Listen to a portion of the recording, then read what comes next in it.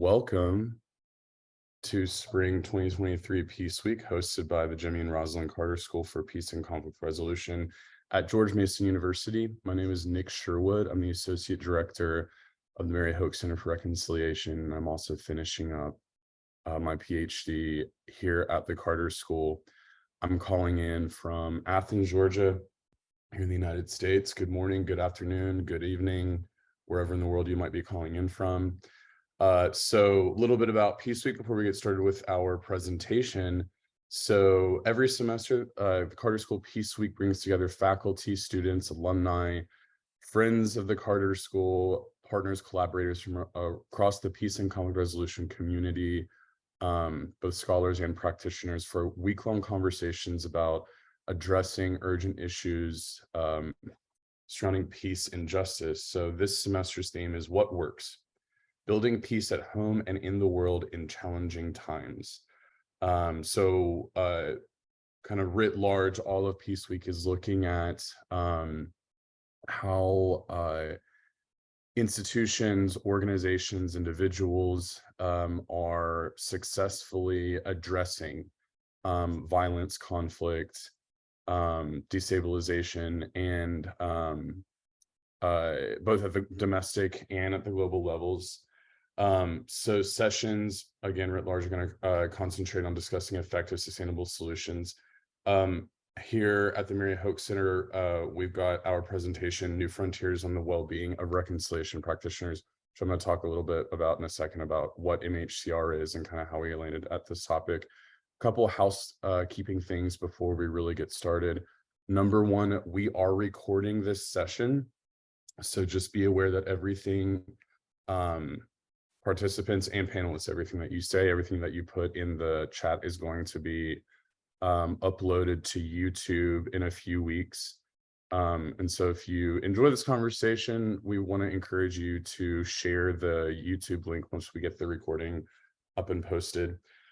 For participants and for folks calling in, we really want to encourage you to put questions into the chat throughout our conversation. We have a time at the end for an open discussion and Q&A with our panelists. So yeah, if a question pops in your mind, we want to put you into the chat. Our slide deck master, Amanda Pena, who is marketing communications officer here at MHCR, is going to be in charge of running our PowerPoint slides, and each of the panelists are going to take turns speaking to kind of our contributions and our thoughts about the well-being of reconciliation practitioners. Amanda, next slide, please. Awesome, great. Okay, so the Mary Hoch Center for Reconciliation, we were founded in the fall of 2019 in honor of the late Mary Hoch, who was an active member of the Bronxville Reformed Church up in New York. Mary Hoch was known as a community builder, both within her church and within her local community. Her husband, Jim Hoch, and our founding director, Antti Pentikainen, conceived of an idea of naming an academic research and practice center focusing on reconciliation after Mary Hoch. So our mission is to bring together scholars and practitioners of reconciliation research to research reconciliation processes and develop the impact of ongoing and future reconciliation processes. So we're really in line also with the mission of the Carter School, which is to blend the research practice gap of peacebuilding practitioners, big picture. So over the course of the years that we've been operational, both reflecting student interests, interests and expertise of our director, Antti Pentikainen, and our collaborators and colleagues, the center has developed more and more focus on mental health and well-being, specifically focusing on reconciliation practitioners. So some of the big picture questions that we're asking are, how are these practitioners maintaining kind of sanity while operating in conflict zones? What processes and practices do these individuals have that are allowing them to protect their mental health and well-being? And then how can these individuals act as beacons or models for promoting well-being within their local communities? MHCR has 5 main goals that I think we're going to be able to touch on a little bit throughout this presentation. So first, we are indeed conducting research on reconciliation. We're training insider reconcilers. And for the purpose of this conversation, insider reconcilers refers to folks who are from within a given conflict context, are members to one or more parties within the conflict context, and then are actively working to reconcile this conflict. So this is based off of Jean-Paul Lederach's notion of insider partials. And a lot of the conversation today is going to be focusing on kind of the experiences of insiders. In addition, we are facilitating reconciliation processes, engaging grassroots communities, and mentoring students to be the next generation of leading reconciliation scholars and practitioners. Amanda, next slide, please. Awesome. So our staff might be small, but yet we are mighty. We're a student-run center, so pretty much all of our active research projects were conceptualized, helmed, and implemented by students. Our director, Antti Pentikainen, is really leading up the practice arm of what we do. And Antti also has been a phenomenal advocate for empowering students to kind of run with what our interests are, what our specializations are. Current staff, as you can see, we've got 1 full-time employee, Director Pentikainen. The rest of us are students, except for our Insider Reconciler fellows. We have so far graduated 7 alumni, GMU alumni from our ranks. Our students go on to work at NGOs, they get into graduate schools, and we've got a big batch of students who are going to be graduating this year. So check out our staff page to hire one of our MHCR staff members at the end of this academic year. Some of the research that we're currently conducting is, the experiences of insider reconcilers in conflict zones, how NGOs implement and conceptualize reconciliation theories of change, the experiences of religious leaders during the COVID-19 outbreak, how leading scholarly reconciliation experts define and conceptualize reconciliation, and then bridging social divides within queer and trans activist movements throughout the US. Next slide, please. Awesome. And I'm going to pass it over to Giselle. Thank you all very much. Hey, hello, everybody. Just to get started, I'm going to go ahead and lead us through a grounding exercise for about the next 5 minutes. I am going to be offering us a meditation called 2 Feet, 1 Breath practice.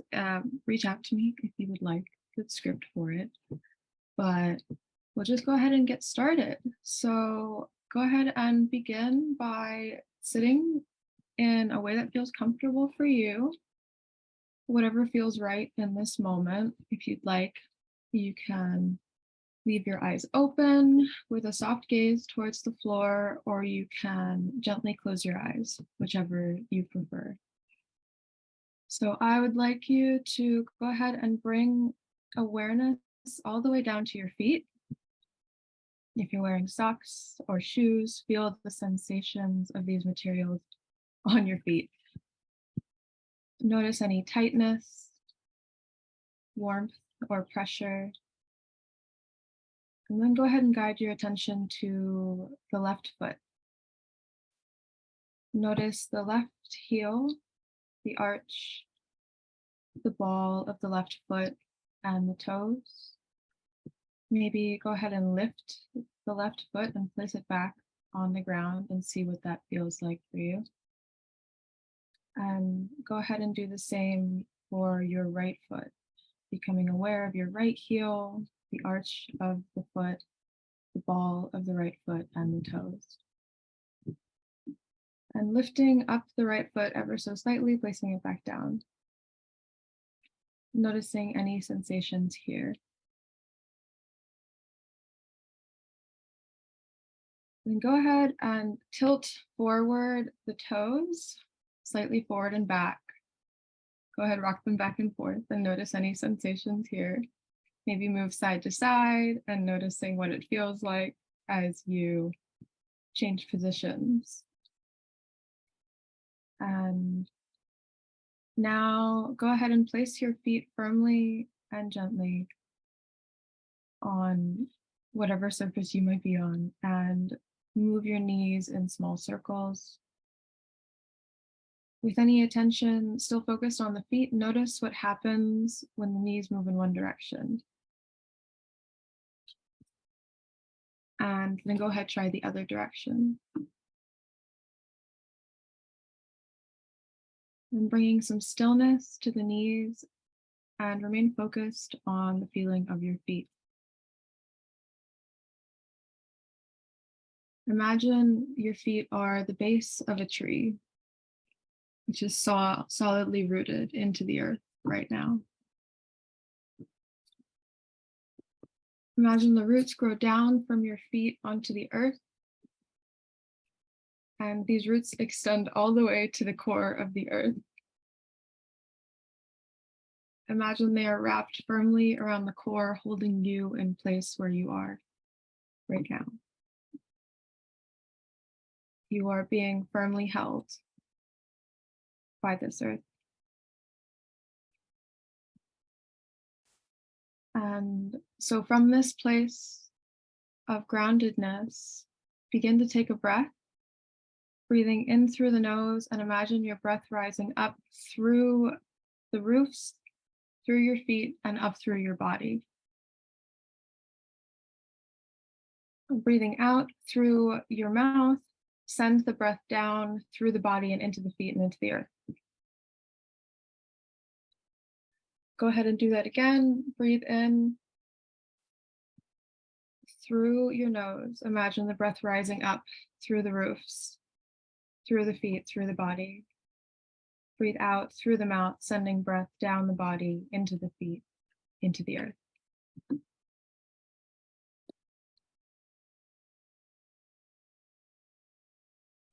We'll go ahead and do that a couple more times just as we start to get centered and arrive here for this conversation we're going to be having today.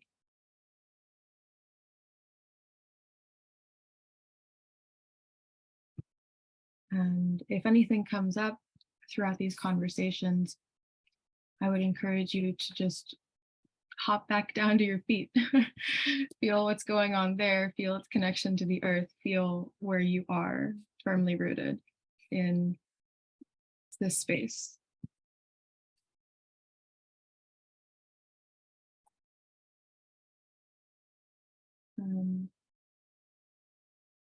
Whenever you're ready, begin to maybe come back to the room. If your eyes were closed, go ahead and open them. And maybe bring some movement if you found stillness in this grounding exercise. And yeah, thank you for getting grounded to start this conversation with me, with all of us.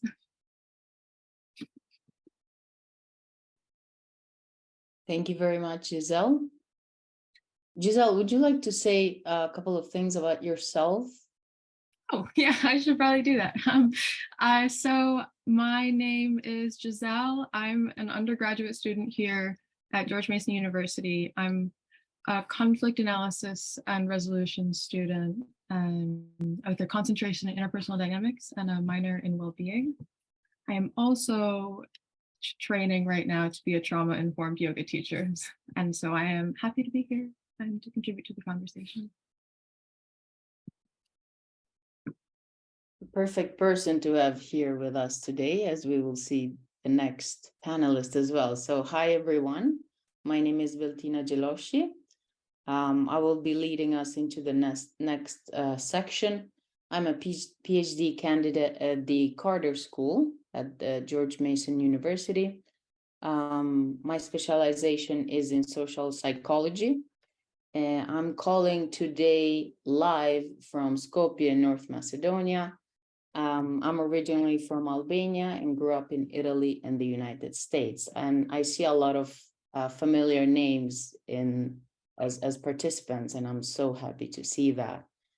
So for the next section here, I will tell you a little bit about one of our flagship study, which we call the Insider Reconciler study. Next slide, please, Amanda.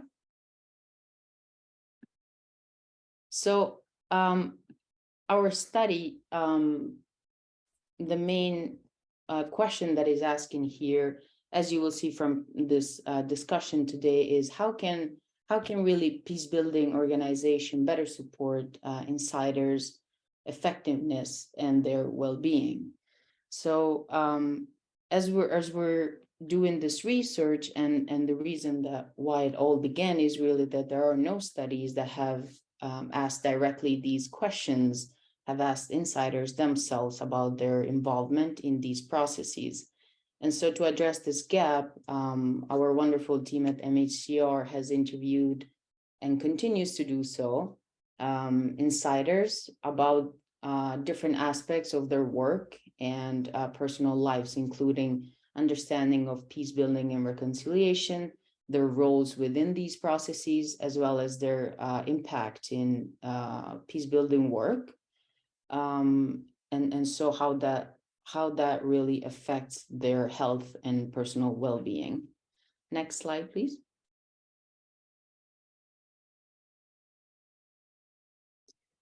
And so our project really began from looking at the literature out there that's already existent. And so as Nick has mentioned, if you recall in the beginning, we have back from 1991, we have Lederach and Ware who have already mentioned about, who already spoke about the insider partials, and they defined these people as having these existing connections to one or more of the parties involved within a conflict, and who are still living in the conflict context.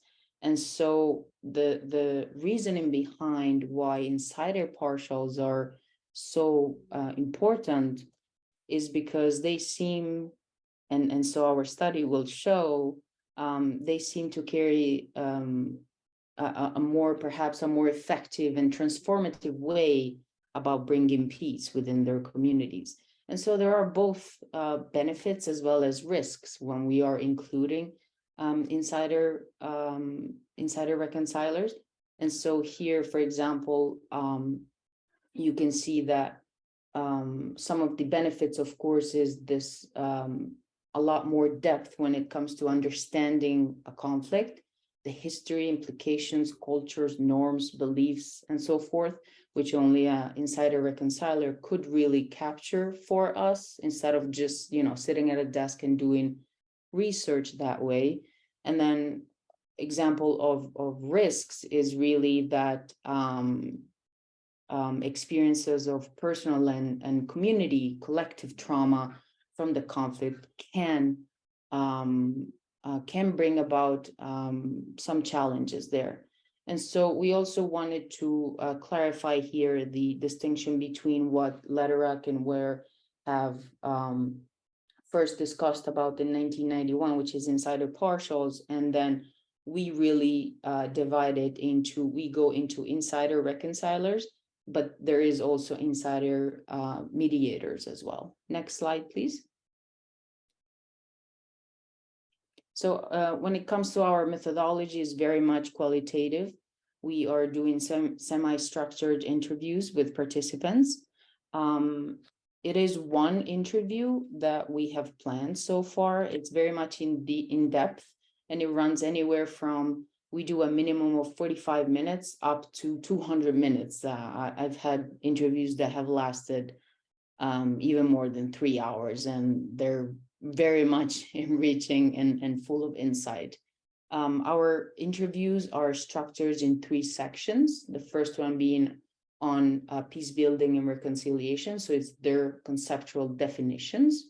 the second section is about the experiences of peace builders in terms of traits. So what are their traits and how do they define peace builders, as well as what are the challenges in the field.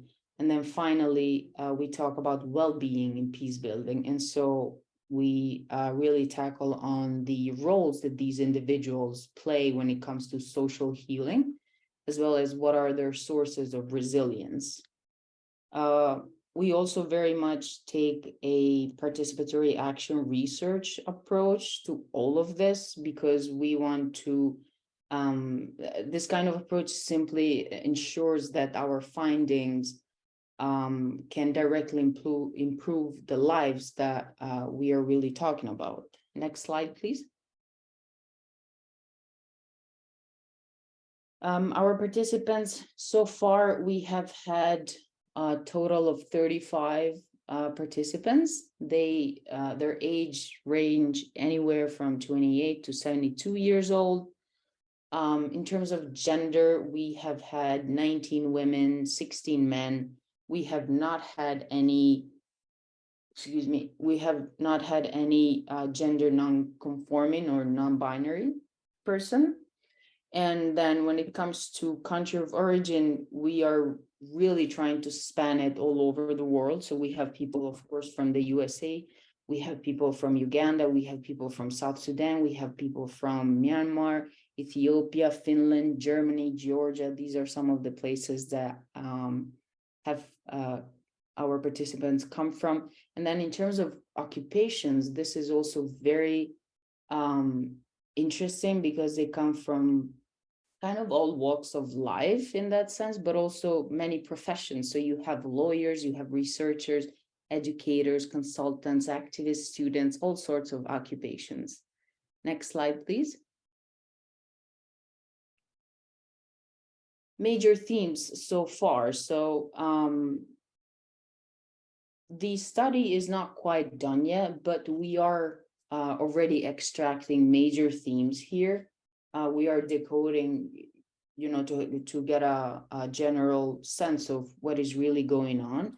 And so some of the major themes here so far have really come down to a couple of things. So one is this feeling that insider reconcilers feel called, we put quotes here, feel called into the profession. Truth seeking is very much, it's talked about a lot during these interviews, and it centers really in terms of conflicting parties, and so it's very much central to that effectiveness in reconciliation. And then when it comes to certain traits or qualities that insider reconcilers have, we have found that these things come up a lot: emotional intelligence, curiosity, integrity, humor, a sense of an orientation towards healing, a commitment to the cause, grit, and so forth. Other things that really come up front are trauma and trauma healing. Again, experiences serving, of course, traumatized communities is very much central. And then, as it ties in very nicely for our discussion today, is really also about burnout, stress, and lack of emphasis on well-being promotion within certain peace-building organization, which seems to be problematic and central to insider reconcilers. So these are some bits from our insider reconciler study, and I will pass it now over to Hannah.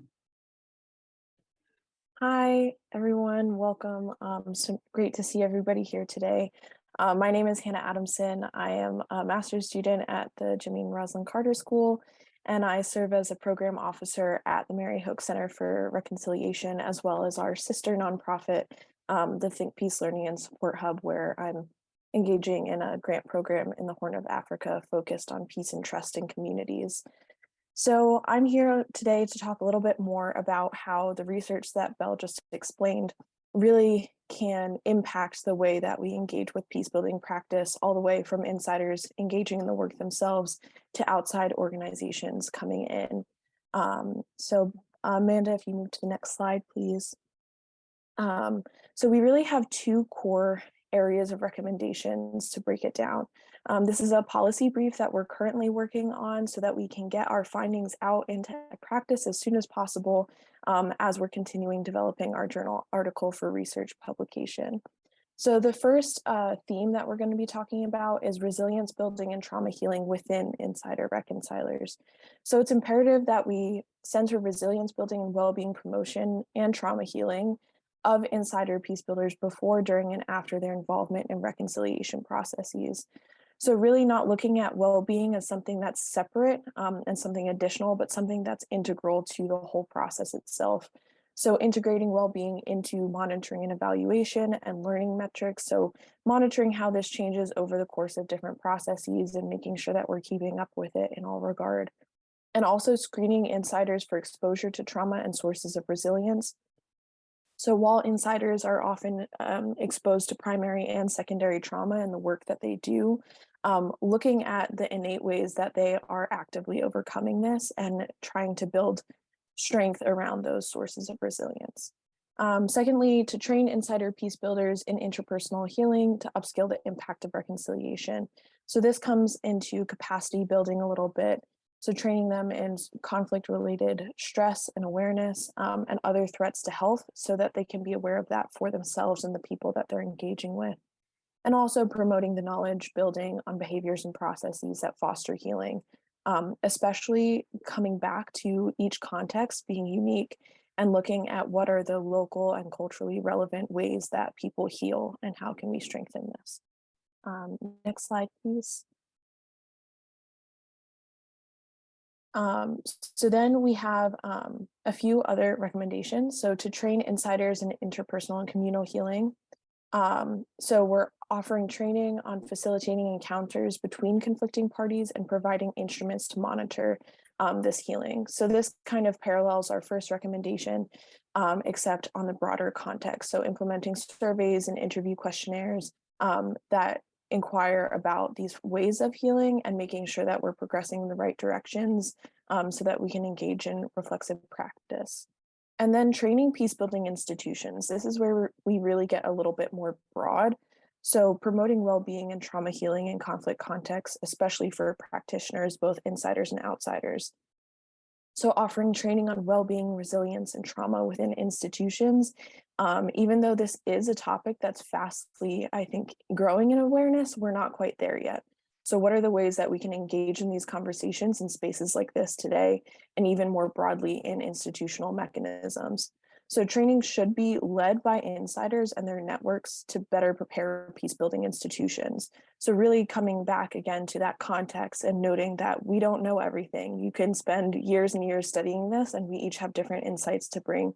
So really coming back to the context where work is taking place and having insiders lead those trainings. And then next slide, please, Amanda. So now shifting into our second theme, we have institutional awareness and support for insider reconcilers. So our first recommendation is to map and build networks of insider reconcilers within and between conflicts. So as Belle was kind of talking about earlier, this was a theme that had come up in a lot of the interviews of connection and wanting to be in communication with other practitioners and knowing what's going on. So peace-building organizations can work together to locate and connect with insiders. From the different work that we do, we build a lot of contacts, and in that way we can know who's working on what and who might be able to provide support and advice for different individuals, while noting that it's important to keep connections confidential in certain contexts to prevent the vulnerability of insiders. Organizations can communicate to create networks of insiders and host learning exchanges. At MHCR, we've hosted a few of these, which have been quite fruitful, especially having conversations across contexts and noting that, you know, we're experiencing similar challenges in different areas of the world and what are common lessons that we can employ. And then outsiders can also empower and partner with insiders instead of competing with them. And this really goes back to overcoming legacies of harm in some peace building work and making sure that we're prioritizing local agency and ownership. Secondly, to integrate truth telling within reconciliation process design and implementation. So collective healing often requires an element of truth telling and truth seeking processes with multiple levels of buy-in. And insiders should be empowered to fully document successes and challenges and administrative support in doing this work. So oftentimes insiders are engaging in this and it can be challenging. So what are the different ways that we can support them and prioritize truth telling throughout any reconciliation process? Next slide, please, Amanda. Next, to ensure that reconciliation processes are iterative, participatory, and co-created by insiders and local populations. So like I was talking about earlier with overcoming legacies of harm, it's imperative that we build in opportunities for insiders to critically reflect on their work through retreats and other forms of respite. So what are the ways that we can kind of maybe get people out of the stressful situations that they might be engaging in to have a moment of pause and reflection? And external actors, should take lead from insiders while designing and implementing these programs, and having insiders really be the ultimate people to make calls on this. So again, referring back to that local agency, even in creating these different opportunities for for having pause and for having reflection.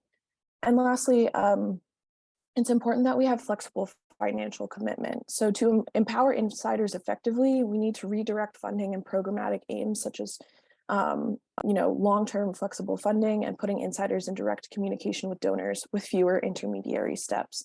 So as I'm sure some of us in the crowd today are engaging in different programs around peace building and reconciliation and are familiar with grant-based programs. So we often know that these programs have a timeline and they have specific objectives. But what we've really learned from the expertise of the people that we've spoken with throughout this study is that healing and reconciliation is not a linear process, and it's not something that can be easily put into an ABC plan completed over 5 years.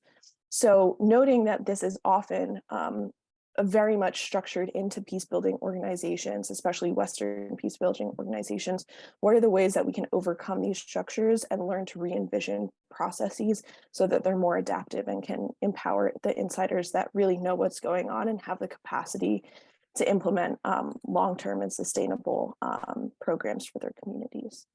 So I will then pass it on. We can move to the next slide and I will pass back to Giselle. Thank you. Well, okay, thank you for sharing that. That was a lot of dense information. I'm going to go ahead and I'm going to slow it down a little bit. And it was really interesting to hear the kind of work that we're doing at the Mary Hoch Center, because I already introduced myself, I'll do it again. I'm coming from my undergrad degree. I'm graduating this semester in conflict analysis, and I'm not in a peace building space so much as I am just a peace academic space as well as a wellness space. And so I am noticing a lot of similarities in the kinds of questions that come up even in my undergraduate career, just operating the academic sphere. For example, I came into this field wanting to help other people, and now I find myself leaving this degree wanting to help myself. And I think that speaks a lot to, the priorities we have coming into this field of wanting to, they're feeling called to the profession and to help other people. Some of the things we aren't addressing are some pitfalls inherent. I'm not going to call them pitfalls, but some things that are coming up interpersonally in the field. So what I will speak a little bit about today are some of the experiences of burnout as well as compassion fatigue that kind of come up with working in these spaces. So, oh my God, forgive me. I'm a little nervous. I got a little lost because I was listening to Hannah and she put a lot of information out and I was like, okay, I'm here, I'm listening. So I was going to talk about how the experience is unique to people working in helping professions and the peace field are experiences of not only burnout, but compassion fatigue. So burnout is a little bit more inherent in just, overwork, like feeling like you take on too much on your plate. Something that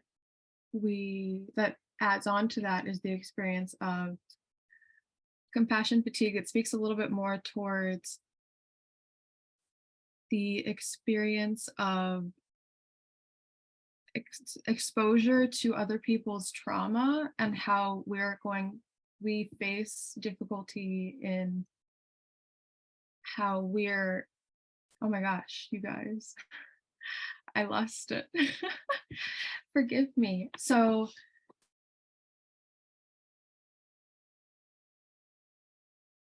an experience that peace builders are prone to, are inherent in the system, is exposure to other people's trauma, exposure to other people's stories that were being told.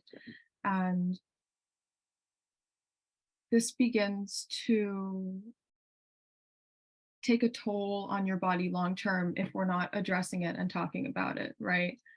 And so I'm going to go ahead and move forward a little bit and just go ahead and start talking a little bit about some techniques to start to take care of ourselves, right? So I'm thinking that we have talked a lot about the need for institutional reform in acknowledging some of the ways that we're not addressing individual experiences of burnout and compassion fatigue and trauma. And some of the things we can do on an individual level are, I'm going to offer 4 practices. What I'm thinking you can do, oh my gosh, you guys, can we circle back to me? That's not a problem, Giselle. It's okay. I'm like, wow, what happened? Thank you. Of course, no problem. All right, so we actually have our next panelist. Andre, are you ready? Yes. Very good. The floor is yours. Well, thank you very much. My name is Wendpoulemde Andre Dakoala. I am a refugee from Burkina Faso. I live in the United States, and I am serving the Sant'Egidio Foundation for Peace and Dialogue as the administrator. And I am also the Burkina Faso Peace Project Director. Burkina Faso is a country that is in the middle of a conflict, terrorism, and from the United States, I am working with the diaspora with the help of Sant'Egidio to bridge the gap between the diaspora and the country. And we are finding ways to support the peace processes in Burkina Faso. In a global context that is ugly with violence and hate, peacemaking is needed more than ever. If the utmost goal of peace practitioners is to achieve the well-being of all, peacemakers most of the time forget about themselves, which makes the Carter School Peace Week an event of great interest for the SFPD. SFPD stands for the Sant'Egidio Foundation for Peace and Dialogue. I'm extremely delighted to be part of this conversation, and I would like to express our profound gratitude for the Carter School for the initiative. The Sant'Egidio Foundation for Peace and Dialogue, SFPD, was launched by the community of Sant'Egidio in 2019. At its core is Sant'Egidio's long-standing commitment to work for peace in the world. Based in New York, the foundation aims at encouraging a culture of peace emerging from the peace work of its community of Sant'Egidio, securing financial resources to support the peace work of the community, developing academic offerings about our work in Rome, online, and in other locations, in collaboration with academic institutions worldwide, functioning as a learning laboratory for relevant insights emerging from the peace work of the community of Sant'Egidio. When it comes to the well-being of peace practitioners, the approach of Sant'Egidio as a Catholic lay association relies on 3 factors: prayer, service, and friendship. There is an adage in my country that says, this is my native language, which means he who makes peace is the friend of God. And the Bible to say in Matthew 5, verse 9, blessed are the peacemakers, for they shall be called sons of God. The spiritual dimension of peacemaking is an essential driver of the well-being of a SFPD peace practitioner. Prayer. The prayer is a priority for the community of Sant'Egidio. Members of the community gather regularly around the world to listen to the word of God and pray for peace. Members of the community of Sant'Egidio see themselves as invited to live the word of the gospel, as putting them into practice. Personal prayer is encouraged and accompanied by shared spiritual texts and commentaries. A person working for peace in the community of Sant'Egidio is aware that the world is at war and that there is a responsibility to respond to hostility by seeking peace, by being open to peace, by making peace real in the situations in which the person is living. Also, we noticed that encouraging a personal relationship with the Spirit who is loving, caring, and supportive helps us to manage stress and navigate through difficult situations and challenges. In New York, as in each established community, we gather every Friday to pray. Once a month, we pray for peace in all countries. For South Sudan, we created a special prayer network as we are actively contributing to the peace process in the country. If anyone is interested, we will be happy to put them in touch with the organizers of the prayer for peace for South Sudan. The second element that I will be discussing is friendship. Friendship plays a key role in the SFPD commitment to peace work. The community of Sant'Egidio started in 1968 as a group of friends who gathered to live the word of God in prayer, service, and friendship. In that context, friendship is understood as a human space where the Spirit of God can speak, where the infinite meets the personal, where the timeless encounters the moment. Encountering new friends is the discipline of each day. Encountering old friends is a new way. In a new way is the discipline of each day.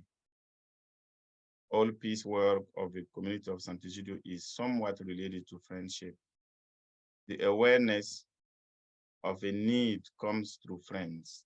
The evaluation of possible strategies is explored with friends. All interventions are shared by friends.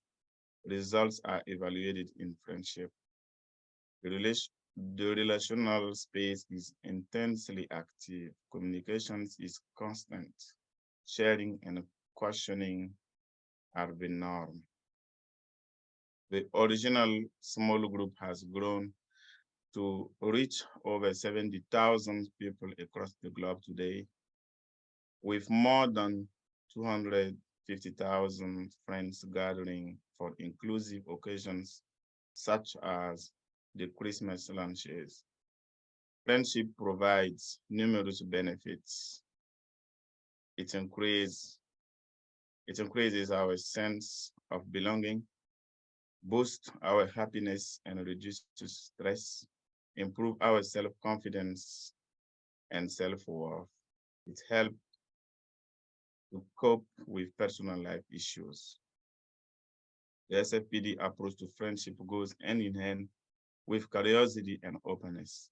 We find joy in interacting with people of all walks of life.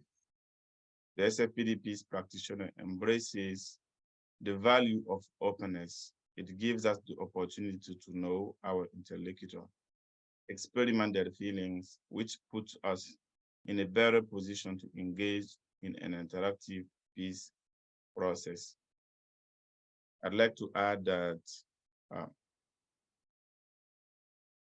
living friendship within the community of Sant'Egidio gives us strength. We build up our own well-being by impacting others, by creating conditions for the well-being of others to emerge. The third aspect is the service. The SFPD believes that peacemaking is a call to service personally and collectively. Each member of the community of Sant'Egidio and of SFPD is invited to serve personally and faithfully. From teaching young disadvantaged children in and after school to visiting old folks in a nursing home, all members and friends of the community of Sant'Egidio are invited to share direct personal commitment to service. In the United States, this commitment created the condition to English with Friends to emerge, an all digital space to learn English offered to recent immigrants. The English with Friends has become, in the last 3 years, a stable relational environment where many can learn the language and adjust to the new American culture. It also became a place where it was possible to share concerns about the situation in Burkina Faso. SFPD members demonstrate a great sense of service, the feeling that we can contribute to the betterment of others is a crucial booster to our own well-being. We serve peace with a loving heart at personal and community levels. We serve the poor, the elderly, the voiceless. Now we can apply to all the three well-being factors to what I would call the Burkina Faso Peace Project, which consists in New York City to gather faith leaders from the Burkina Faso diaspora to discuss peace. The SFPD, in its effort to contribute to the peace process in Burkina Faso, is implementing this project. Our approach is to develop friendship among religious leaders. We strongly believe that setting aside what divides and focusing on what unites can help to achieve peace. In terms of a little background, armed groups linked to ISIS and Al-Qaeda have been perpetrating deadly attacks, terrorist attacks in Burkina Faso over the last 6 years, and they have been successful in their agenda of destabilizing the country. Unstable security and a fragile social support system conditions foster the terrorist effort to hire and instrumentalize young people through hateful propaganda and religious radicalism. This unfortunate situation prompted the Burkina Faso government to call all Burkina Faso citizens and friends to team up in order to combat the terrorism. In such a context, the Burkina Faso diaspora is also invited to contribute, and the SFPD committed to help by facilitating a productive dialogue among religious leaders. In fact, religious leaders can contribute to de-escalate the rising threat of religious extremism. To this end, the SFPD created the space and invited faith leaders of the diaspora to discuss peace through the eyes of religious tolerance. Our experience implementing this project stresses the power of prayer, friendship, and service. We find joy and peace in bridging the gap between religions. The space allows religious leaders to talk, share experiences, open to one another, laugh together, explore peace paths for their country, pray and socialize. The culture of prayer, friendship, and service gives the SFPD peace practitioners the wellness that is rooted in these values. Thank you for listening. Thank you very much, Wendpoulemde. And so I'd like to share with you guys that Wendpoulemde and I share more than just this day here with MHCR and Sant'Egidio Foundation for Peace and Dialogue. So I'm also part of SFPD, and I actually get to see every day how these three things, how these three practices of prayer, friendship, and service really do serve quite well the peace builders that are within the Sant'Egidio community. And I really think that Andre here captured them so well, especially with the Burkina Faso project that he's managing himself.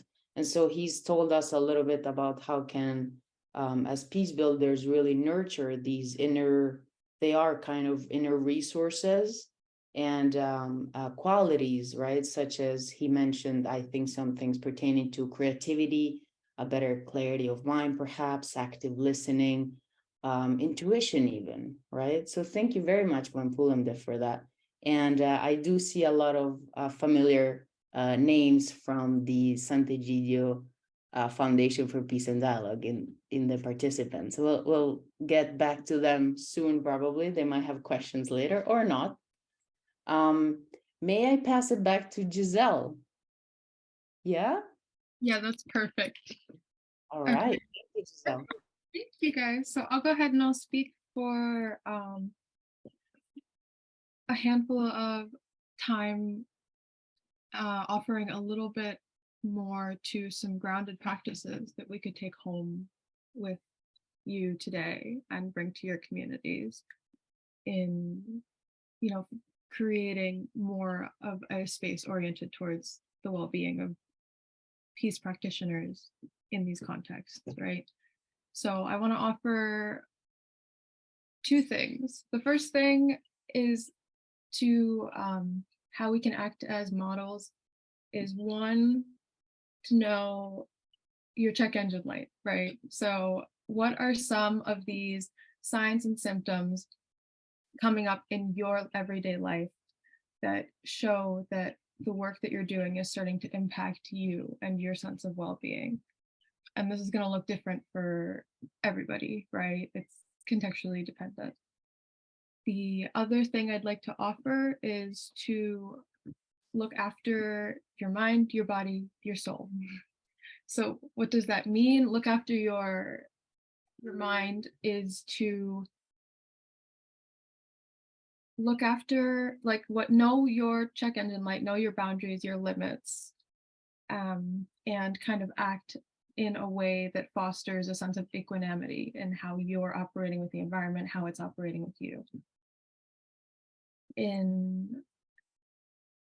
That also means cultivating a little bit of interoceptive awareness in these spaces. Looking after your body means looking after your nervous system. Just how are you taking up space? How are you finding a reset to some of the stresses that you're encountering on a daily basis, right?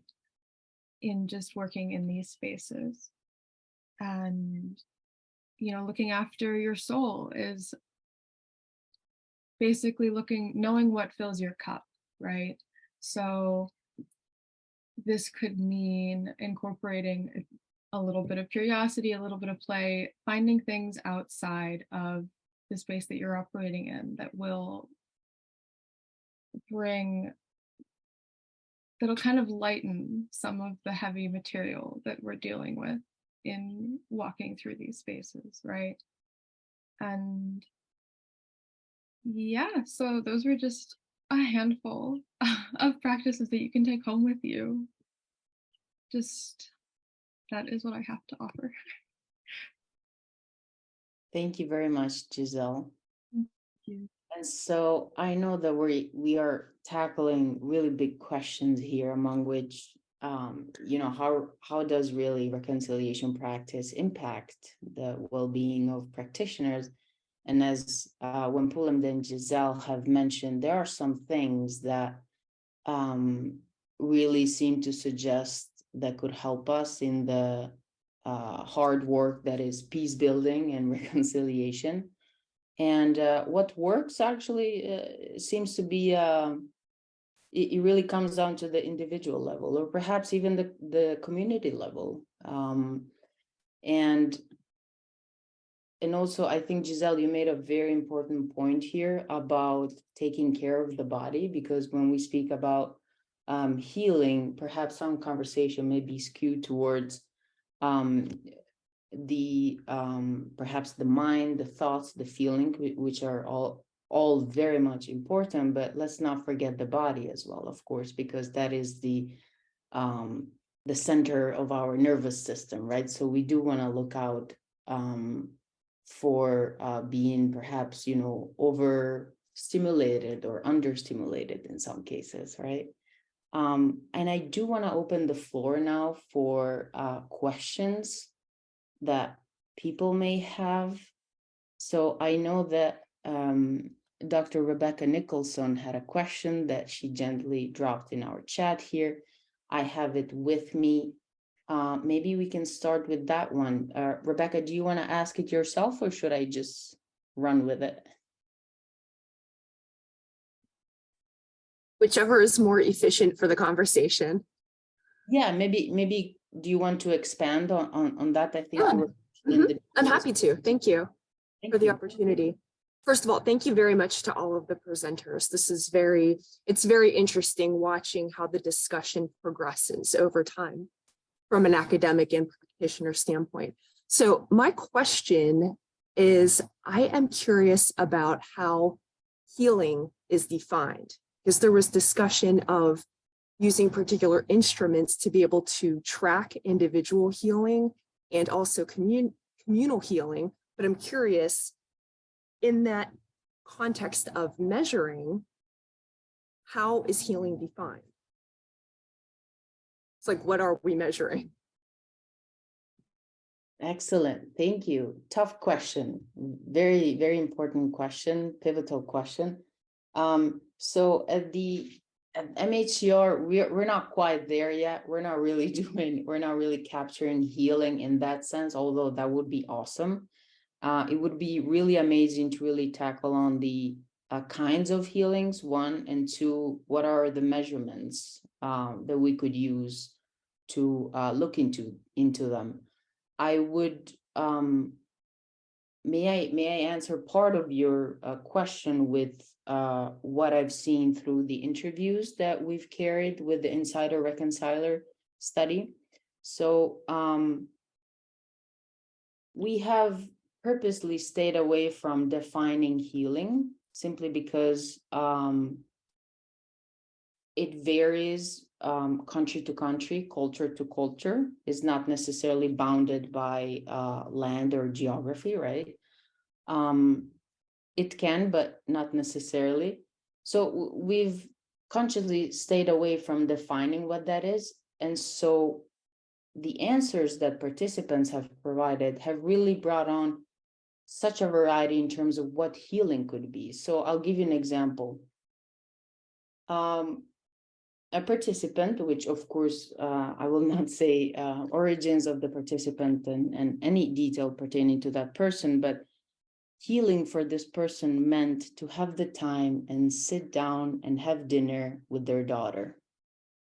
That was healing for them. This is one example.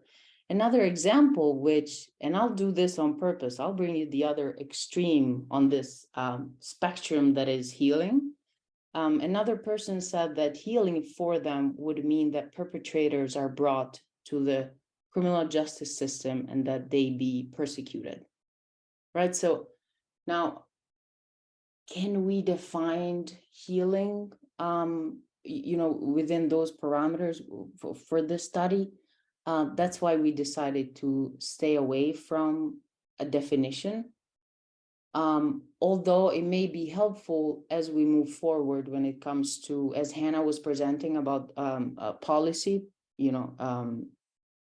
eventual policy implications, we do know that definitions are very much important when it comes to things like that. So when it comes to policy, we may want to look into a definition there.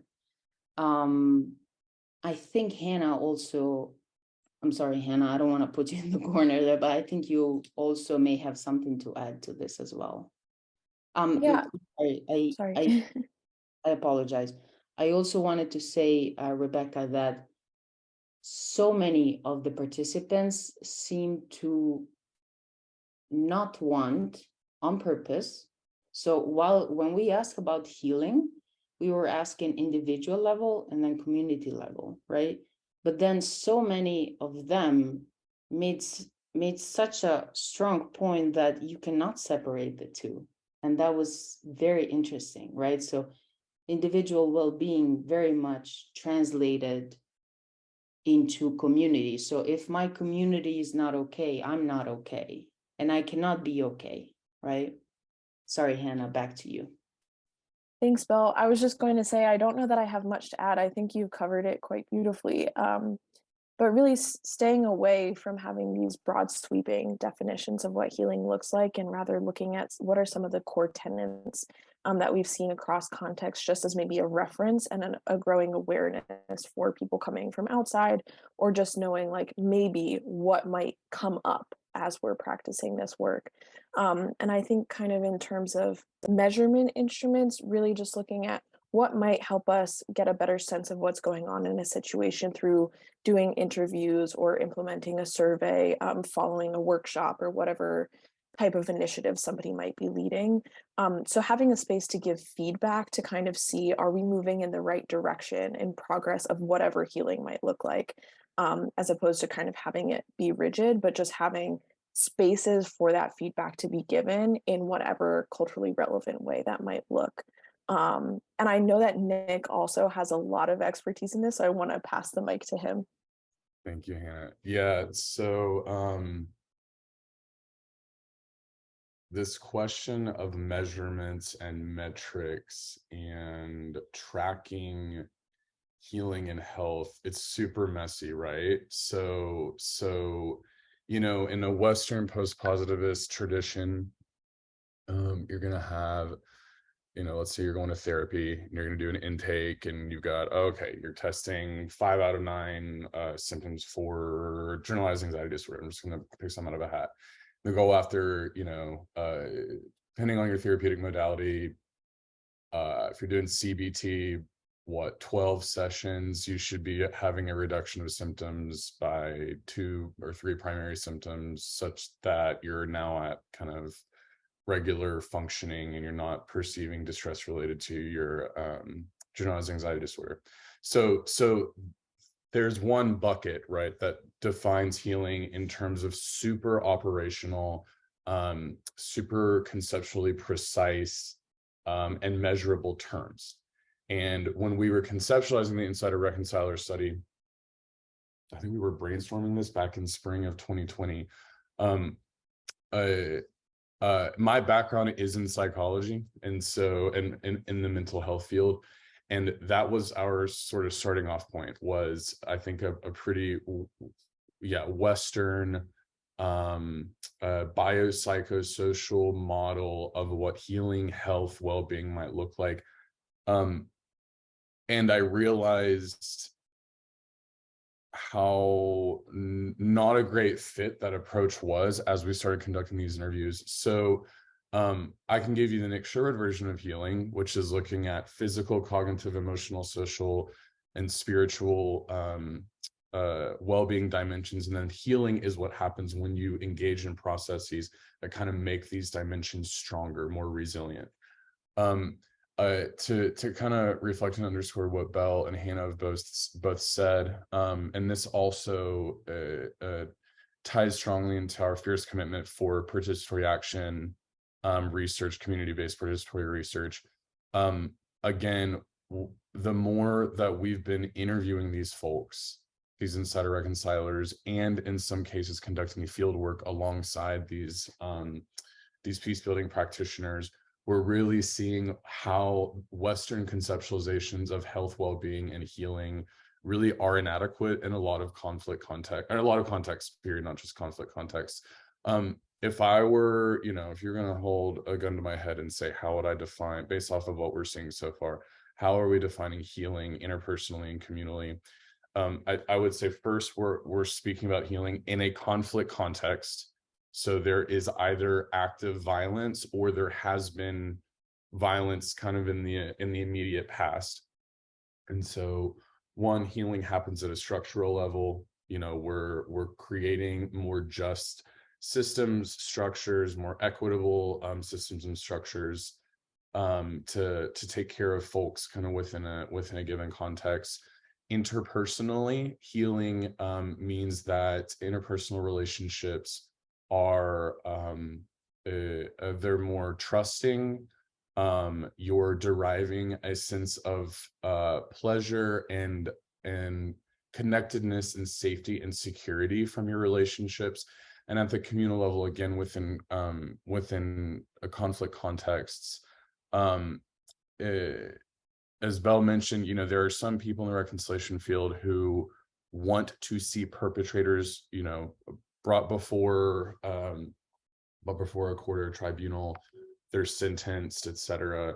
And then on the other side is more of the MHPSS sort of I'll say soft reconciliation, where truth is more imperative, and the rebuilding of relationships is more imperative. So this question of healing, I think the answer is in the question. Long story short, healing is going to look and feel very differently depending on what cultural context you're from. It's going to look and feel very different depending on what instruments and measures you're using to try to tap it. Like Belle and Hannah both said, we're taking a very maximalist approach and sort of allowing participants themselves to define what healing looks like. Jenna Shaw, over to you. Hi, thank you so much. And I wanted to thank all of these speakers today. Very happy I came to this event. I've learned a lot of great information. I had two questions towards Giselle. One, what practices do you take to kind of help yourself refill your cup, as you're referencing the empty cup, full cup? And then also, I'm also a Carter School student in the BAM program. And what do you think that the Carter School and professors could do more to teach the practices? Like, what could they do in general to improve on teaching in these matters? Yeah, okay, so thank you for your question. So what do I do to fill my cup? It's a handful of things. It's also I'm building off of the example that I give. I do things to look after my own mind, body, soul. And so for me, that looks like adequate nutrition, adequate sleep, talking to people, expanding my social circle, talking about the things that are difficult for me. I mean, I did that just now. And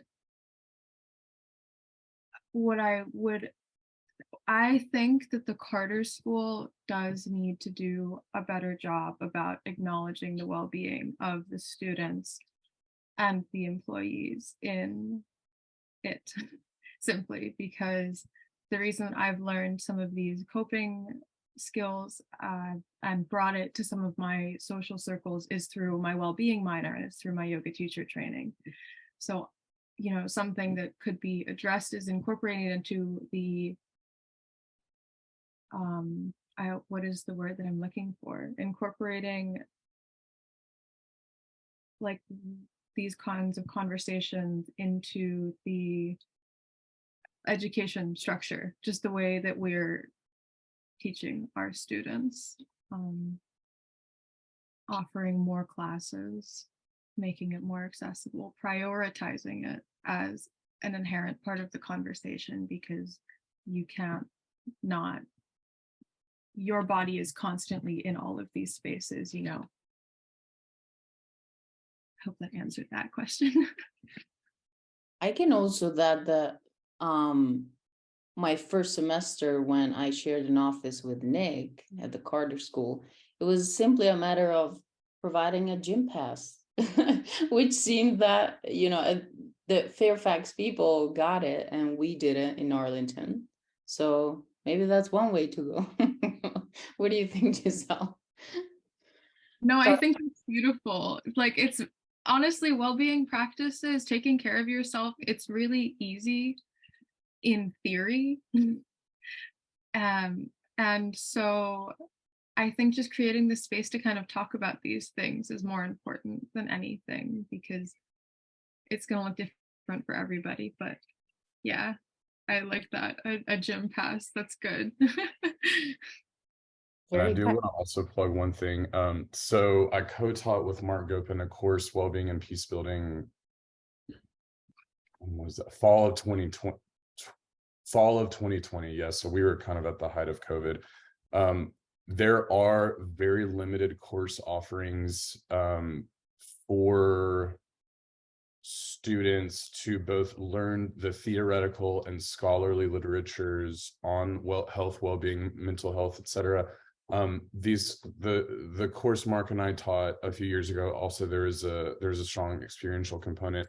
This fall, MHCR director Auntie Pintakan and I are going to be co-teaching a class, MHPSS, so mental health and psychosocial support, in the Horn of Africa, based off of a grant that both MHCR and our sister foundation are collaborating on.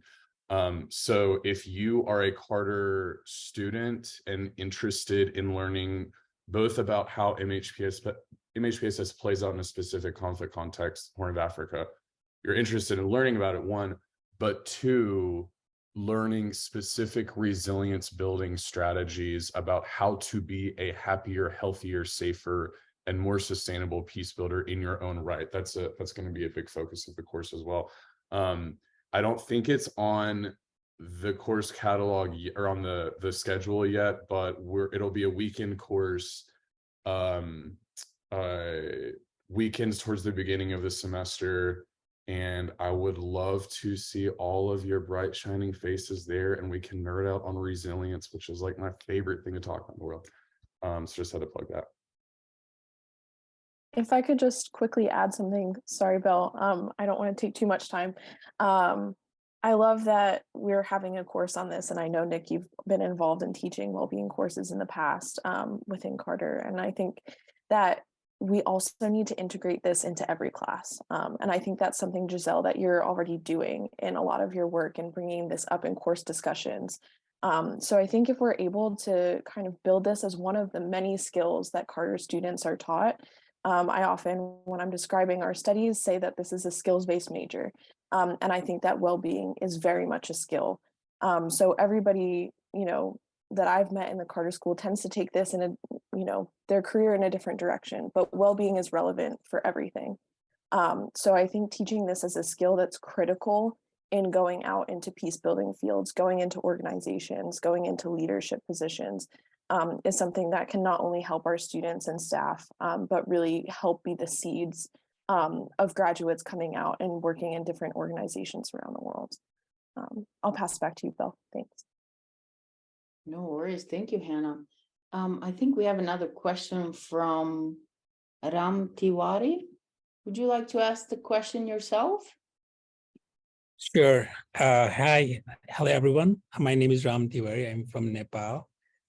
Well, this event itself was pretty thrilling because I didn't know that something like this was happening, and that in the US and all these people, all these the center itself and all these works already happening. So thank you for having us. So one question that I have is related to healing, but it's also related to reconciliation, which is a project that we are doing in Nepal because Nepal suffers from post-conflict transition.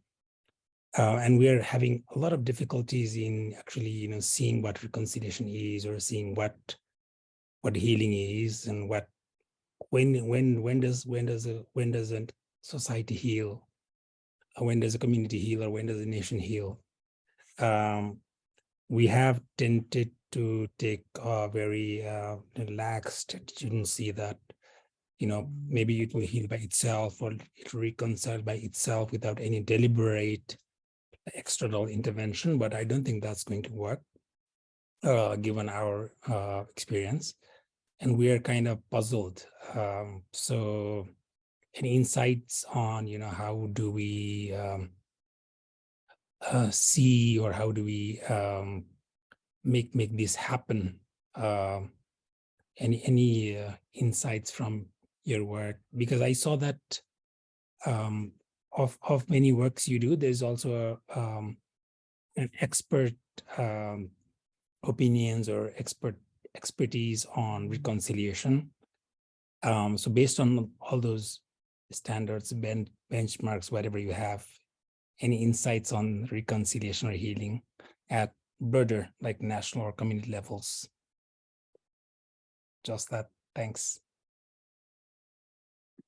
Sure. So trying to think about the best way to answer this. So first, I want to be careful.